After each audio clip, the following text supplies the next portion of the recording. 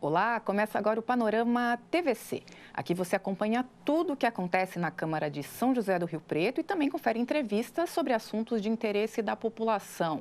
No programa de hoje, vamos falar sobre a previsão orçamentária do município para o próximo ano. O assunto já começou a ser debatido aqui na Câmara. Também teremos entrevistas sobre segurança no ambiente profissional e prevenção de acidentes ocupacionais. Quem participa conosco para falar sobre esse assunto é a juíza do trabalho, Fernanda Souza Gomes. E, claro, trazemos toda a movimentação de eventos realizados no ambiente legislativo. Começamos essa edição conferindo os projetos que foram protocolados recentemente na Câmara. Quem traz as informações é a repórter Jaqueline Casanova no boletim Legislativo em Pauta.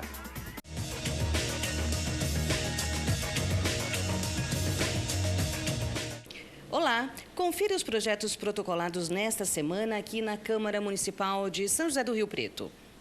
O vereador Paulo Pauler apresentou o projeto para colocar a Corrida da Inclusão, promovida pelo Instituto Unimed, no calendário oficial do município. A vereadora Karina Caroline apresentou proposta para declarar de utilidade pública o Instituto MDC.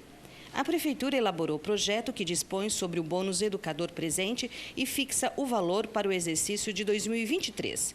O vereador Pedro Roberto está propondo alteração no tempo do expediente da sessão ordinária, que terá duração máxima de 2 horas a partir da hora fixada para o início da sessão, podendo ser prorrogado mediante deliberação do plenário até que se concluam todos os itens da resenha. Foram protocolados ainda 34 requerimentos, 96 indicações e 6 moções. Todas essas propostas podem ser acompanhadas no site do Legislativo, riopreto.sp.leg.br. Jaqueline Casanova para a TV Câmara, o canal do Legislativo.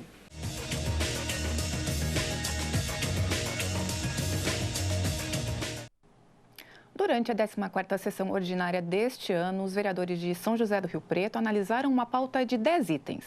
Todas as propostas foram aprovadas. Confira agora os projetos que receberam um parecer positivo do Legislativo. Os vereadores de Rio Preto aprovaram 10 projetos durante a 14ª sessão ordinária de 2023. Confira os projetos aprovados. Em regime de urgência, foi aprovado o projeto do Executivo que cria o Programa de Pagamento Incentivado. O programa prevê o desconto de até 100% de juros e multas em dívidas com a Prefeitura. Também em urgência foram aprovados mais 2 projetos. De Jean Charles, que cria a política de incentivo ao uso de veículos híbridos e elétricos. A proposta prevê, entre outros, desoneração tributária e reserva de vagas. E de Karina Caroline, que institui em Rio Preto a credencial para a pessoa com doença de Parkinson. O objetivo é garantir atendimento preferencial aos pacientes da doença, entre outros benefícios. Já em segunda discussão, foram aprovados outros 5 projetos, que são os seguintes. Do Executivo, cria 3 cargos no Executivo a serem preenchidos por meio de concurso público. São 2 cargos de procurador e 1 de museólogo. Do Executivo, institui o Sistema de Inovação de Rio Preto e cria o Fundo Municipal de Inovação. De Anderson Branco, regulamenta no município a Lei Lucas, que prevê a capacitação em noções básicas de primeiros socorros de professores e funcionários das escolas e creches do município. De Jean Charles, institui a Política Municipal de Atenção Integral às pessoas com doenças raras e seus familiares. E de Pedro Roberto, que inclui no calendário oficial do município o Dia da Comunidade Angolana, a ser comemorado anualmente em 29 de junho. Já em primeira discussão, foram aprovados 2 projetos. De João Paulo Rilo, que inclui no calendário oficial do município o Dia Marielle Franco de Enfrentamento à Violência Política de Gênero, a ser comemorado anualmente em 14 de março. E de Júlio Donizete, que retifica nome de rua no loteamento 7 Sul 2. Os projetos aprovados em segunda discussão seguem para sanção ou veto do prefeito. Para mais informações sobre os projetos em tramitação, acesse o site da Câmara de Rio Preto, www.riopreto.sp.leg.br. O diretor da Empresa Municipal de Urbanismo de Rio Preto esteve na Câmara participando de reunião convocada pela Comissão Permanente de Cidadania. Rodrigo Juliano prestou esclarecimentos sobre a conduta de profissionais da EMURB. Veja como foi. A Comissão Permanente de Defesa da Cidadania realizou reunião no auditório da Câmara com a presença do diretor da EMURB, Rodrigo Juliano. Os vereadores fizeram questionamentos ao diretor sobre cargos e salários de funcionários efetivos e comissionados, além de abordarem o caso de um munícipe que veio a óbito após ter sofrido agressões de vigilantes no terminal rodoviário de Rio Preto. Em relação ao caso de agressão, Rodrigo Juliano afirmou que os 2 vigilantes envolvidos no fato são terceirizados e foram afastados. Foi aberta a sindicância que irá analisar imagens de vídeos que devem ser cedidas pela Guarda Municipal, além de ouvir testemunhas. Não posso afirmar, né, numa situação como essa, sem ver o contexto como um todo, a gente precisa ser rápido nessa solicitação, até mesmo aguardando aí o laudo da autópsia, de tudo que aconteceu, e juntar tudo e fazer um juízo de valores como um todo e regularizar e participar vocês de todas as decisões, visto que, como o Rilo salientou, é uma vida, né? Nós lidamos com isso todos os dias. Nós temos ali aproximadamente no complexo 100 mil pessoas que passam por ali todo dia, entre o suburbano, o urbano e o rodoviário, né? E a nossa preocupação é muito grande com a segurança de todos. O diretor da EMURB também respondeu a perguntas dos vereadores presentes sobre o plano de cargos e salários dos funcionários da empresa. A Prefeitura de Rio Preto estima um orçamento de 3 bilhões de reais para o próximo ano. Essa e outras informações sobre contas públicas foram apresentadas durante a audiência realizada na Câmara. A Comissão Permanente de Finanças da Câmara e a Secretaria Municipal de Planejamento realizaram audiência pública para apresentação do Programa de Execução de Metas 2022 e a LDO para 2024. Primeiramente, o secretário de Planejamento Orlando Bolsoni e servidores apresentaram a execução do plano de metas do ano passado, desenvolvido com base em 357 indicadores distribuídos por 3 eixos principais de desenvolvimento: institucional, urbano e ambiental e social. Em seguida, a pasta mostrou que para a configuração da lei orçamentária referente ao ano de 2024, a estimativa de orçamento aproximado é de 3 bilhões. Deste total, as previsões de receita que vêm das arrecadações da Prefeitura somam 2,45 bilhões, 355 milhões viriam da Rio Preto Prev e 333 milhões do SEMAI e 1,8 milhão previsto da Encop. Detalhes das apresentações feitas pela Secretaria de Planejamento estão disponíveis no site da Prefeitura, www.riopreto.sp.gov.br/planejamento. A qualidade da merenda escolar também foi tema de audiência pública na Câmara. Os vereadores buscam detalhes sobre a oferta de alimentos aos cerca de 40 mil alunos da rede municipal. A Comissão Permanente de Educação da Câmara Municipal promoveu a audiência pública para debater a qualidade da merenda escolar oferecida no município.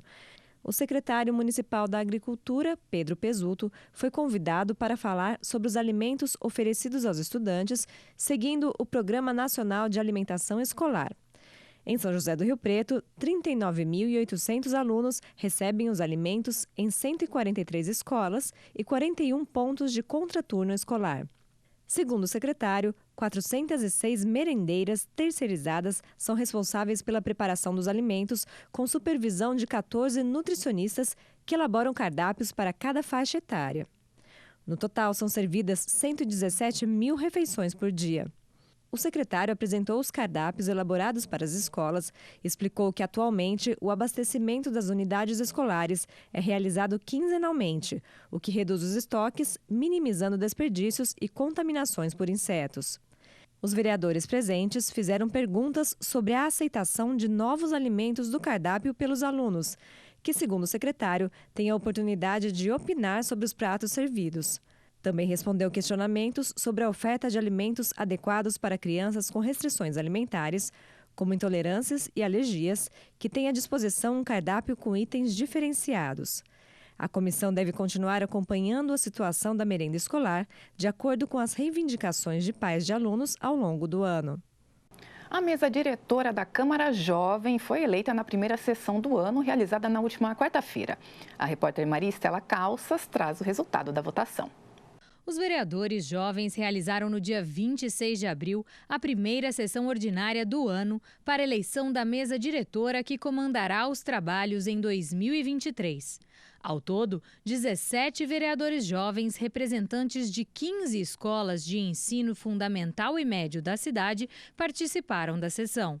Após a votação, o vereador jovem Eduardo José Aidar, representante do Colégio Criarte, foi eleito presidente. Em seguida, os vereadores votaram na vice-presidente, elegendo Ana Laura Praxedes dos Santos, que representa o Intelectus. O secretário eleito para esse exercício foi Brian Vilela da Silva, representante da ETEC Filadelfo Gouveia Neto, que também conduziu a primeira sessão por ser o vereador jovem mais velho. As sessões da Câmara Jovem são realizadas toda última quarta-feira do mês, a partir das 2h30 da tarde, no plenário da Câmara Municipal. Os vereadores jovens também participam de formações que acontecem sempre na segunda quarta-feira de cada mês.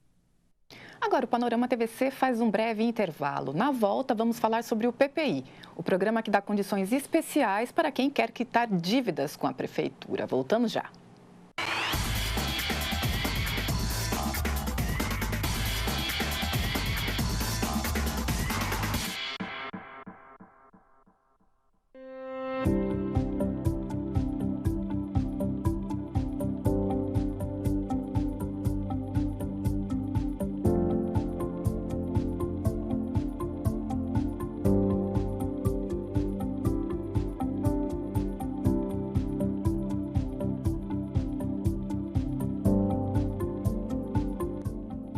Na sua loja de aplicativos do seu celular, procure por Processo Legislativo Digital.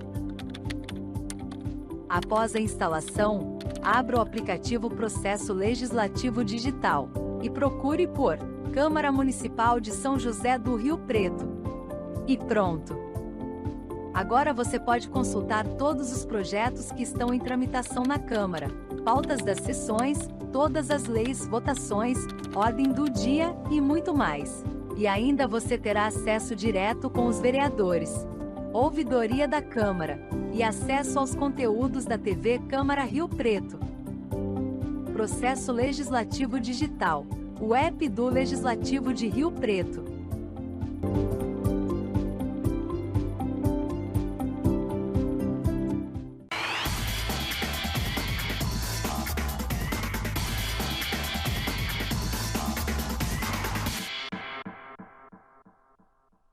O Panorama TVC está de volta e com uma informação importante para os contribuintes que têm dívidas com a Prefeitura de Rio Preto. O município vai realizar mais uma edição do PPI, o Programa de Pagamento Incentivado. A iniciativa permite que as pessoas que tenham dívidas com a Prefeitura possam pagá-las com desconto de até 100% de juros e das multas. Sobre esse assunto, eu converso com José Martinho Ravazzi Neto, secretário da Fazenda aqui de Rio Preto. Secretário, muito obrigada pela participação. Eu que agradeço. Secretário, vamos no passo a passo. O PPI vale para dívidas vencidas em qual período? O PPI vai contemplar as dívidas vencidas até 31 de dezembro de 2022. E aí a gente está falando exatamente de que tipo de dívida aí, né? O que o PPI integra, engloba? Aqueles débitos tributários e não tributários. O que seriam esses? IPTU, ISS, multas e outras dívidas que, porventura, também se enquadram nessas condições. Algumas não entram no programa, né, secretário? A gente pode citar alguns, acho que multas de trânsito, por exemplo, né? Perfeito. Multas de trânsito, de débitos com o SEMAI também não são contemplados e também débitos com a ENCOP. Esses estão fora do programa. Secretário, e vale tanto para a pessoa física quanto pessoa jurídica essa negociação? Sim, a negociação ela é indiferente se é pessoa física ou jurídica. Todo mundo que tiver um débito para com a Prefeitura poderá aproveitar a oportunidade e quitar este débito. Agora a gente vai falar um pouquinho sobre as condições oferecidas pelo programa. Por exemplo, quem pagar a dívida total à vista, que benefício, por exemplo, tem? Qual que é o desconto aí oferecido nesse caso? Nesse caso, a Prefeitura está concedendo desconto de 100% sobre multa e juros, o que nós entendemos que é um desconto muito bom. Secretário, e quando a gente fala, por exemplo, para ter, no programa também lista ali a possibilidade de 70% do desconto dos juros e multa. Nesse caso, como que tem que ser feito o pagamento? Ali aquela primeira parcela, tem que contemplar quanto da dívida e depois a gente pode parcelar em quantas outras mais vezes? Tá, para o benefício ser de 70% de desconto, o contribuinte ele terá que fazer um pagamento de 50% do valor desta dívida e poderá parcelar em até 3 vezes. É importante deixar claro que, para que se concretize esse parcelamento, o contribuinte deverá obrigatoriamente fazer o pagamento da primeira parcela tão logo ele receba o boleto. Caso contrário, ele não teria direito a este benefício ou o parcelamento não se concretiza. Entendi, ele não adere efetivamente ao programa. Perfeito, ele não adere. E quando a gente fala nos casos aí que oferece desconto de 50% dos juros, como é que fica o pagamento nesse caso? Neste caso, da mesma forma como o anterior que a gente comentou, ele terá que fazer um pagamento à vista de 40% do valor da dívida e poderá parcelar em até 6 vezes, também tendo obrigatoriamente que quitar a primeira parcela para poder concretizar o parcelamento. Tem uma questão também de valor mínimo das parcelas, né, secretário? Sim, a gente sempre estabeleceu um valor que a gente entende que daria para que o contribuinte de baixa renda pudesse também participar. Este valor mínimo é de R$50. Tá certo. Secretário, quando a gente fala, inclusive, pensando em outros PPIs que a Prefeitura já realizou, como é que fica, por exemplo, quem mais procura, quem mais adere a esse tipo de programa? É pessoa física? É pessoa jurídica? É população de baixa renda ou não? Há um perfil? É possível traçar isso? Na verdade, a procura é por todas as faixas da sociedade, tanto para a pessoa física como para a pessoa jurídica. Todo mundo que tem uma dívida com a Prefeitura busca aproveitar esta oportunidade, porque, como eu disse, é um desconto excelente para você poder pôr em dia a sua situação perante o município. Só gostaria de ressaltar que o PPI ele vai do dia 2 de maio ao dia 29 de junho. Então, que a população aproveite esta oportunidade que está sendo dada. Esse é o prazo que a população tem para procurar a Prefeitura e dizer que quer participar do programa, né? Perfeito. A população ela pode procurar a Prefeitura através do Poupa Tempo e da Prefeitura Regional Norte. Também o contribuinte pode obter os mesmos benefícios pela internet na página da Prefeitura. Só entrar no site riopreto.sp.gov.br, procurar até ali o link da Secretaria da Fazenda, as instruções sobre PPI, que é possível fazer por ali também. Perfeito. Nós vamos estar disponibilizando uma entrada na página da Prefeitura e já vai direcionar o contribuinte, caso ele queira fazer pela internet, já vai direcioná-lo para a página correta para fazer a adesão. Secretário, qual que é a perspectiva de arrecadação com esse PPI? Olha, nós fizemos uma estimativa de arrecadarmos pelo menos 60 milhões com este incentivo que está sendo dado.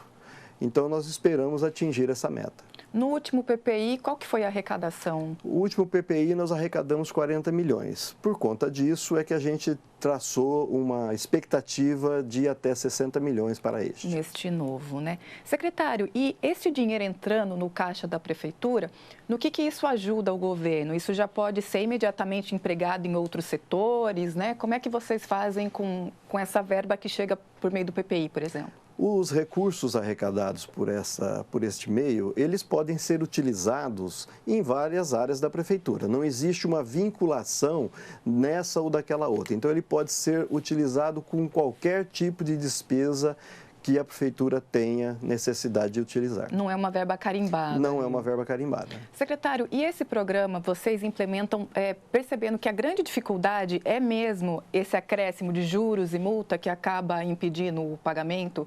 Esse é um grande impeditivo, assim, que vocês veem de forma geral para a população? Nós não podemos abrir mão da multa e do juro, e nem da correção monetária. Por força de lei, todo débito vencido, nós somos obrigados a cobrar esses acréscimos. E aí nós entendemos que, na hora que a gente solta um programa dessa natureza, é uma forma que o contribuinte tem de quitar sua dívida com um valor menor. Tá certo. Secretária, a gente está se encaminhando para o fim da nossa entrevista. Alguma informação que não abordamos aqui que o senhor gostaria de destacar? Eu só gostaria de dizer ao contribuinte que tem uma dívida para com o município que aproveitasse esta oportunidade. Mesmo porque, para o próximo ano, por ser um ano eleitoral, nós estaríamos impedidos de soltar um programa dessa natureza. Então, este ano seria o último ano dentro deste governo que o contribuinte teria para quitar suas dívidas com um desconto desse. Informação importantíssima. Então, este ano é a última chance de você acertar suas contas com a prefeitura nesse governo, né? Falando com a possibilidade do PPI. Ano que vem, em função de ano eleitoral, esse tipo de medida não pode ser posta em prática. Secretário, muito obrigada pela participação. Eu que agradeço a oportunidade. Tá certo. E dando sequência ao panorama, agora a gente fala de saúde. Como é que está a sua pressão arterial? Abril e maio marcam datas de prevenção e combate à pressão alta. De acordo com dados da Sociedade Brasileira de Cardiologia, a hipertensão arterial é considerada uma das principais causas de mortes no Brasil, com registro de 400 óbitos por ano. A doença afeta 32% da população adulta no mundo, o que representa aí mais de 1 bilhão de pessoas. O cardiologista José Carlos Aidar Ayub fala sobre a importância de cuidar dessa doença silenciosa. Confira. Telespectadores da TV Câmara, vamos lembrar que o dia 26 de abril é o Dia Nacional de Combate e Prevenção à Hipertensão Arterial. 17 de maio é o Dia Mundial de Prevenção e Combate à Hipertensão Arterial. Então, é para você ficar alerta e que se você tem história de hipertensão na família, não deixe de procurar assistência médica para você avaliar a sua pressão. Nós temos medicamentos que controlam e que podem ser fornecidos gratuitamente nas unidades básicas de saúde e nas farmácias onde tem farmácia popular. Não deixe de controlar a sua pressão. Ela é a inimiga silenciosa que vai causar infarto, derrame e lesão no rim, com complicações terminais. A Secretaria de Saúde de Rio Preto confirmou mais uma morte provocada por influenza B, que é um dos vírus causadores da gripe. Este é o terceiro óbito do ano provocado por esse tipo de vírus. A vítima é uma mulher na faixa dos 70 anos. Lembrando que desde o dia 10 de abril, a Secretaria de Saúde realiza a vacinação contra a gripe no município. E sábado, dia 29 de abril, vai ter campanha especial. Todas as unidades de saúde estarão atendendo das 8 horas da manhã até às 5 horas da tarde. Já para quem preferir ir aos postos durante a semana, o atendimento é feito de segunda a sexta-feira, das 7h30 da manhã às 4h30 da tarde. Neste momento, a vacina da gripe está sendo oferecida a grupos prioritários, entre os quais estão crianças, trabalhadores da educação e saúde, idosos também. A campanha da gripe vai até o dia 31 de maio. A saúde também segue realizando aí a vacinação contra a Covid-19. E sábado, 29 de abril, também tem ação especial com o atendimento do público de todas as idades, das 8 da manhã às 5 da tarde. E uma novidade, a partir do dia 2 de maio, o reforço com a dose bivalente da vacina oferecida aí contra a Covid-19 será aberta para todas as pessoas de 18 a 59 anos. Para se imunizar, basta procurar uma UBS de segunda a sexta-feira, das 7h30 da manhã até às 4h30 da tarde. Panorama TVC faz mais um breve intervalo e no próximo bloco a gente vai falar sobre segurança no ambiente profissional e prevenção de acidentes ocupacionais. Nossa entrevista será com a juíza do trabalho, Fernanda Amabile Marinho de Souza Gomes. Voltamos já.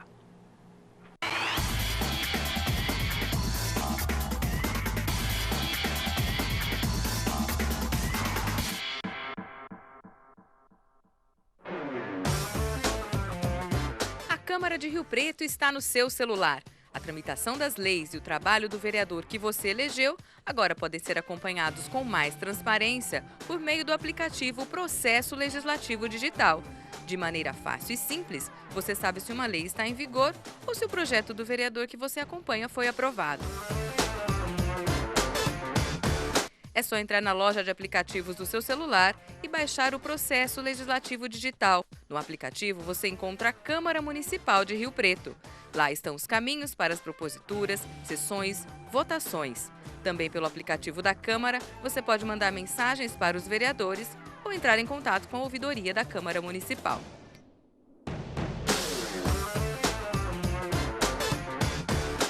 No espaço Vereadores, é possível conferir como foi o voto e a frequência dos vereadores nas sessões. As propostas de cada um deles também estão disponíveis neste campo de maneira fácil e rápida. Baixe agora o aplicativo Processo Legislativo Digital e seja bem-vindo à Câmara Municipal de São José do Rio Preto.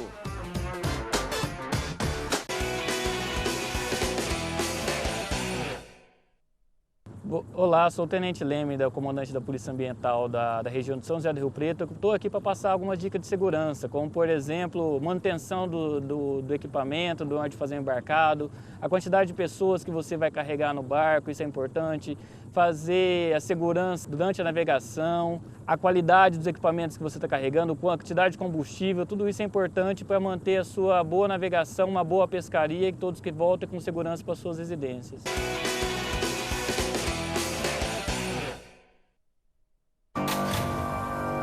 A ditadura foi uma época de violação de direitos.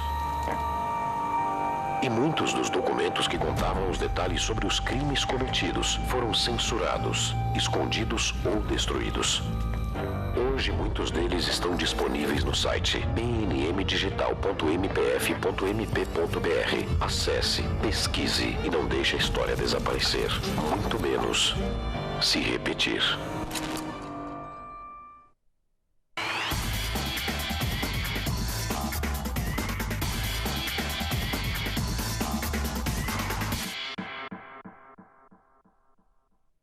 Panorama TVC está de volta e o assunto agora é a necessidade de enfrentamento de um problema grave, o alto índice de acidentes de trabalho. E para falar sobre a importância da segurança no ambiente laboral e os direitos dos profissionais, a gente recebe a juíza do trabalho, Fernanda Marinho de Souza Gomes. Doutora Fernanda, muito obrigada pela participação. Eu agradeço, Vivian. Boa tarde. Doutora, a gente sabe que os números são complexos, considerando nível nacional, mas também aqui para a gente em Rio Preto, né? Quais são os números aí de acidentes de trabalho que a gente tem registrado recentemente aqui na cidade? Vivian, infelizmente São José do Rio Preto desponta num ranking nada agradável. Nós estamos em 7º colocados no estado de São Paulo e 20º no Brasil.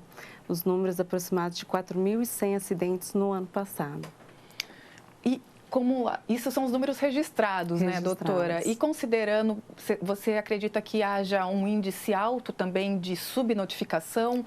Há um estudo sobre isso? Como é que vocês entendem essa questão? Com muita certeza. A subnotificação é muito alarmante, porque a precarização das condições de trabalho se faz com maior presença naquelas relações que nem são de trabalho formal. Então, nós nem temos uma relação de trabalho reconhecida para que os acidentes e doenças ali enfrentados sejam notificados como acidentes de trabalho ou doenças laborais. Esse é o nosso maior número que mais chama a atenção realmente. Doutora, e considerando também, por exemplo, a gente pensando num total de acidentes e dos casos que chegam até a Justiça do Trabalho, é uma pequena porção disso? São os casos mais graves? O que chega lá na Justiça do Trabalho? Sim, os casos que chegam são um número reduzido ainda, porque há um grande estigma, um grande preconceito de se o trabalhador vai enfrentar depois alguma discriminação ou não, como que isso vai ser visto na própria sociedade e também na busca de outras colocações de emprego. Então, os números que chegam até nós são realmente reduzidos diante da realidade que nós temos aí no meio acadêmico e no meio científico de casos noticiados. Doutora, ainda considerando a realidade com a senhora trabalha, nos casos que chegam até a Justiça do Trabalho, é possível traçar um certo perfil das vítimas, por exemplo? Mais homens que mulheres, ou idade, ou tipo de trabalho realizado? Sim, nós temos esse panorama, é possível. Claro que quando se trata de proporção, o mercado de trabalho masculino é muito maior do que o feminino, então por isso os homens despontam muito mais, e até pela própria questão, né, mulheres são um pouco mais cautelosas do que os homens, e isso no ambiente de trabalho também se reflete. A idade é por volta dos 30 aos 50 anos, essa é a idade em que mais ocorrem os acidentes de trabalho.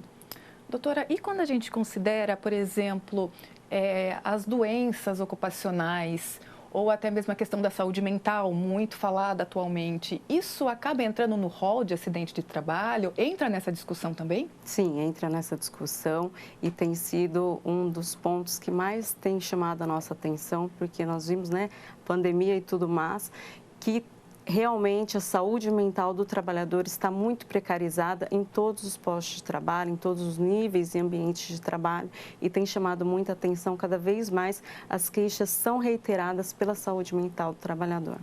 Doutora, como que um caso desse de acidente de trabalho chega até a justiça?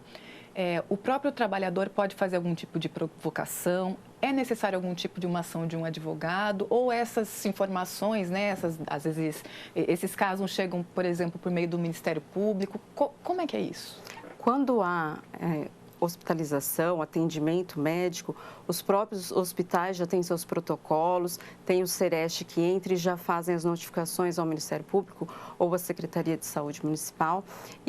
Porém, para que isso chegue à Justiça, é preciso que seja provocado por meio de um advogado. Nós não podemos agir de ofício sobre os casos ocorridos. Porém, o Ministério Público do Trabalho, a depender da situação, se for um acidente coletivo que atinja mais de um trabalhador, sim, ele tem essa legitimidade para buscar reparações. Inclusive uma reparação coletiva. Inclusive ali, né? Reparações coletivas. Doutora Fernanda, em geral, os trabalhadores que procuram a Justiça do Trabalho, eles buscam que tipo de compensação? É basicamente a indenizatória ou não? Há outros tipos de compensação também trabalhadas, ali abordadas?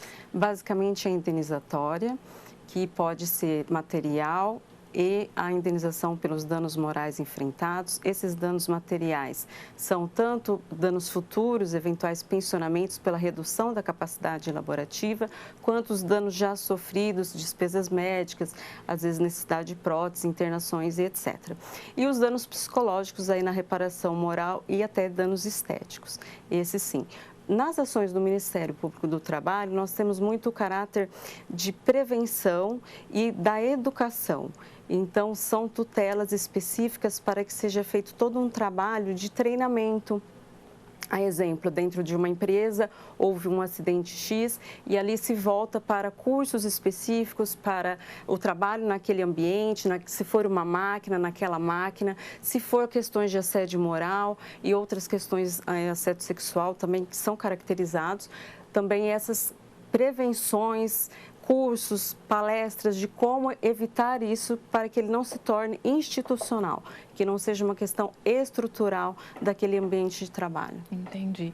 E quando a gente fala, a senhora acabou de falar do caráter da prevenção, da conscientização, e pensando nas penalidades, por exemplo, empresas onde ocorrem acidentes, às vezes de forma mais frequente, por exemplo, a que tipo de sanções, penalidades elas estão sujeitas? Além das sanções individuais, né, das indenizatórias, como já dissemos, também a coletiva, a indenização coletiva e com destinação a entidades específicas ou ao Fundo de Amparo ao Trabalhador, o FAT, embargo de obras, embargo de máquinas, quando ocorrem muitos defeitos em máquinas, falhas em máquinas, também pode ficar embargado, e penalidades administrativas várias também. Doutora Fernanda, e os TACs, os termos de ajustamento de conduta, né? E em que caso eles são aplicados? São aplicados quando há esse descuido coletivo, esse dano, essa lesão coletiva e que se percebe ser uma questão estrutural daquele empreendimento, e o Ministério Público do Trabalho, dentro dessa legitimidade, firma o TAC para evitar que as lesões se reiterem. Doutora, ali no enfrentamento, né, ou da palavra do trabalhador versus a palavra do empregador, que outros elementos, né, de que outros elementos a justiça se vale? Perícias e o que mais que pode ser feito para se chegar à veracidade, né, a verdade dos fatos ali? Porque às vezes o empregador fala que foi culpa do trabalhador, o trabalhador na verdade, às vezes estava impelido a fazer aquela atividade, ainda que não constasse oficialmente, né, no seu contrato de trabalho, por exemplo, de que elementos da justiça se vale para chegar verdadeiramente ao que aconteceu ali? Quando nós estamos dentro do processo, nós temos todas as regras processuais aplicáveis, legislação, o caminhar da jurisprudência, o entendimento que já se firmou com a jurisprudência e os meios de prova em geral, provas testemunhais, periciais, documentais, é muito importante, principalmente nessa questão da prevenção, a empresa ter os seus instrumentos preventivos, LTCAT, PCMSO, todas aquelas questões que estão documentadas do que é que a empresa nesse ambiente vem fazendo e também os exames admissionais, periódicos do trabalhador para comprovar a saúde dele antes do ingresso no ambiente de trabalho e ao longo dele nessa relação de trabalho. Tá certo, provar ali que ela segue as normas, né, que são estabelecidas e que ela cuida da saúde daquele trabalhador de maneira perene, né? Sim, quando nós falamos de acidentes de trabalho, doenças ocupacionais, existem fatalidades que podem ocorrer e que mesmo assim serão sancionadas. É claro que a depender de todo o contexto aplicável dentro daquele processo, mas essa sanção ela pode ser mitigada desde que haja essa comprovação de que, olha, eu fiz tudo que estava possível, tudo que estava previsto na legislação, mas ocorreu. Então, aí a gente faz essa análise para que a indenização seja mitigada. Doutora, e da sua experiência, a maior parte dos casos aí desses acidentes estão ligados justamente, por exemplo, é falta de EPI, equipamento de proteção, ou é uma má condição do ambiente de trabalho, ou a própria negligência do trabalhador? É possível identificar qual que seria o fator primordial aí? Vivian, eu acho que é uma conjuntura. Porém, se você me pedir para indicar um ponto, seria mesmo a conscientização de todos que estão naquele ambiente de trabalho, tanto do próprio trabalhador quanto do tomador de serviço, né, do empregador, de que nós estamos lidando com a saúde, com a vida de pessoas e que não há naquele momento nada mais importante do que isso. Então, às vezes, medidas que são feitas de forma sodadas, tanto por parte do próprio empregado, eu vou resolver, não, eu acho que assim vai dar certo. Não é um momento de experiências, né? Nós não podemos ali, não se admite falhas. Então, é ali que tem que se pensar um pouco mais, é a conscientização. Falando de conscientização, doutora Fernanda, como que tem sido o trabalho da Justiça do Trabalho nesse caminho, né? Que tipo de ações vocês vêm realizando, não só aqui em Rio Preto, mas, né, em todo o Brasil? Qual que é a ideia e o encaminhamento da Justiça do Trabalho nesse sentido de conscientização, prevenção? Nosso encaminhamento é de estar mais próximo à população, de deixar com que essa conscientização, esse nosso perfil pedagógico seja mais próximo e mais visível a todos. Nós temos o Programa Trabalho Seguro do Tribunal Superior do Trabalho desde 2012, onde são destacados o ministro, o coordenador, desembargadores, os juízes, para a gente fazer esse fomento, seminários acadêmicos e levar a toda a população esse esclarecimento e estar disponível para essas questões também de conscientização e de fala com a população. Doutora, a senhora esteve na Câmara, inclusive ocupando a tribuna recentemente, e a senhora citou alguns casos muito fortes, né, emblemáticos. Queria que a senhora pudesse retomar um pouquinho aqui para a gente entender a gravidade do que um acidente de trabalho pode provocar no trabalhador, óbvio, mas especialmente na família, o impacto que isso causa de uma forma muito mais ampla do que às vezes a gente imagina, né? Sim, Vivian, um acidente de trabalho, ele não fica restrito ao trabalhador, nem, se me permite, nem só à família, mas afeta a todos nós. Porque nós vamos ter uma pessoa em plena capacidade laboral que tem essa capacidade de uma hora para outra precocemente diminuída ou abolida totalmente. E nós, como sociedade, e aí vem o regime de previdência, vamos ter que, de uma certa forma, dar um alento, dar uma acolhida para essa família ou para essa pessoa em caso de sobrevida. E os dois acidentes que eu narrei, um infelizmente foi fatal e a audiência, o filho, 6 anos, o órfão, estava ali com a mãe e realmente é uma situação de muita penalização, porque a gente pensa, né, como família, como que essa estrutura vai se reordenar novamente e todas as situações que vão ser necessárias para um equilíbrio familiar. E o outro era do jovem de 25 anos, que teve uma queda de altura e foi eletrocutado durante essa queda e perdeu os 2 braços. E realmente, imagina um jovem, para todos nós, né? Qualquer perda de membro é muito difícil, mas imagina um jovem de 25 anos sem os 2 braços. São realmente situações que trazem muita sensibilidade e nos fazem repensar bastante. Exatamente. Doutora, ainda falando de direitos do trabalho, maio a gente tem aí os 80 anos da CLT, a consolidação das leis trabalhistas, né? Queria saber da senhora... Como é que a senhora vê a CLT hoje frente aos desafios e às novidades, vamos dizer assim, os novos arranjos trabalhistas? A CLT tem respondido às novas formas de trabalho, à precarização do trabalho ou não? Ou são as normas que vão precisar de ajustes aí para responder a tudo isso que a gente vem conhecendo, né? Trabalhos novos, posições novas, relações novas. Esse é um grande desafio que nós temos, Vivian.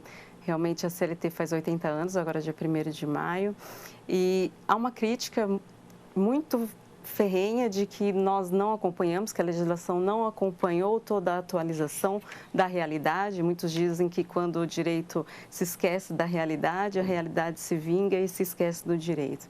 Então dizem que a CLT já está ultrapassada, que ela não consegue mais abranger essas relações, como trabalhadores em plataformas e demais relações de trabalho que vemos hoje realmente sendo uma realidade, inclusive devido à tecnologia e todas as evoluções do mercado de trabalho. Porém, para muitos mais clássicos, eu acredito que a CLT tem, assim, um arcabouço que nos permite até olhar, ainda que precisemos em alguns momentos de um olhar um pouco diferenciado para algumas relações, mas temos muito ainda da CLT que pode nos acompanhar nas regulamentações com toda certeza. Claro, bom embasamento. Um bom embasamento. Avanços são necessários, sim, mas a CLT sempre será um norte muito seguro. Doutora Fernanda, já estamos chegando ao fim da nossa entrevista. Gostaria de saber se tem algum outro ponto que às vezes a gente não abordou aqui, que a senhora gostaria de destacar ou fortalecer essa questão da conscientização para a sociedade, acho que desde a infância também, né? De se começar talvez ali até em idade escolar, esse trabalho, essa conscientização. É realmente esse ponto que eu gostaria de trazer, que quando se fala de saúde e acidente de trabalho, nós temos que focar na prevenção e não na reparação.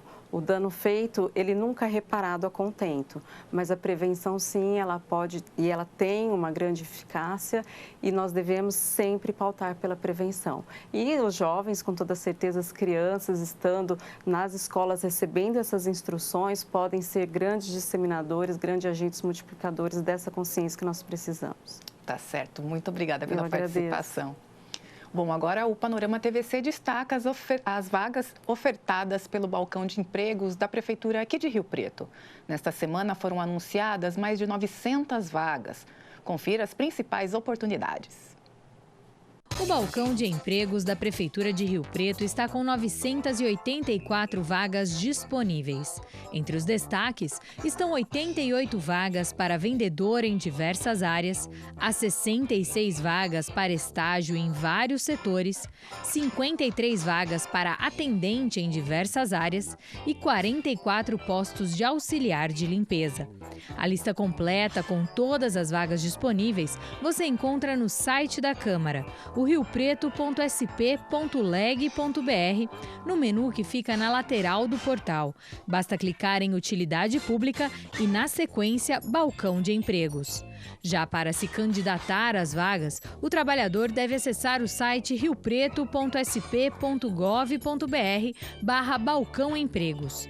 E para informações adicionais, é só entrar em contato com a Secretaria do Trabalho pelo telefone 3211 4950.